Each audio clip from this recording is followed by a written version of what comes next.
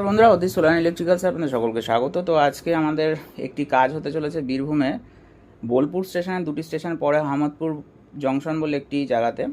তো এখানে আমাদের 5 কিলোওয়াটের একটি হাইব্রিড ইনভার্টার এবং তার সাথে 3.3 কিলোওয়াটের প্যানেল যাচ্ছে, মানে 550 ওয়াটের 6টি প্যানেল এবং 51.2 ভোল্ট 100 এইচের একটি লিথিয়াম ব্যাটারি যাচ্ছে।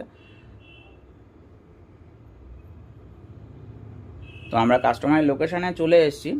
তো বলি, আজকের কাজটা কিন্তু খুবই হাই রিস্কি কাজ হতে চলেছে, বিকজ আমাদের গাড়িটা এক সাইডে রেখে কাস্টমারের বাড়ির যাওয়ার রাস্তাটা একটু খুবই ক্রিটিক্যাল, বিকজ এখান থেকে মানে দুটো লাইন চলে গেছে। এটা বর্ধমান হাওড়া মেন লাইন, এর ওপর দিয়ে আমাদের মেটেরিয়ালগুলো সব নিয়ে যেতে হচ্ছে এবং চারি সাইডে আমাদের লোকজন দাঁড়িয়ে আছে দেখার জন্য যে ট্রেন আসছে কিনা, কারণ এখানে অনবরতই ট্রেন যাওয়া আসা করছে।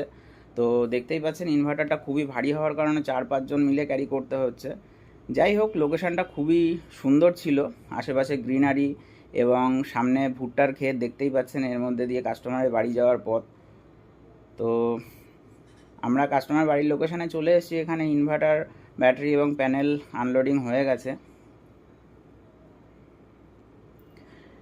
এবার আমাদের টিন শেডের পরে মিনিরেলগুলো বসানোর কাজ চলছে। এবার মিনিরেলের উপর প্যানেলগুলোও সেটিংয়ের কাজ হচ্ছে।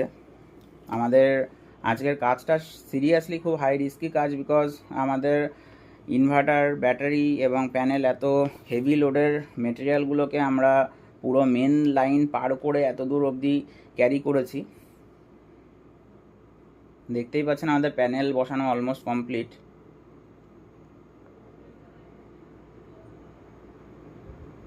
কাস্টমারের বাড়ির পেছনে 3টি আর্থিং করা হচ্ছে, এসি, ডিসি এবং বডি আর্থিং হচ্ছে।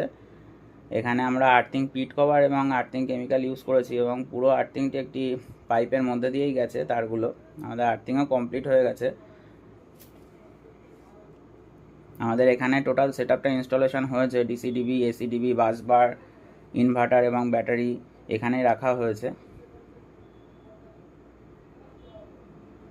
আমাদের কাজটা কমপ্লিট হতে হতে অনেকটা রাত্রি হয়ে গেছিলো। তো যাই হোক, এরকম ধরনের সোলার সিস্টেম আপনারা ইনস্টল করতে চাইলে অবশ্যই অদৃশ্য সোলার অ্যান্ড ইলেকট্রিক্যালসে অবশ্যই যোগাযোগ করবেন।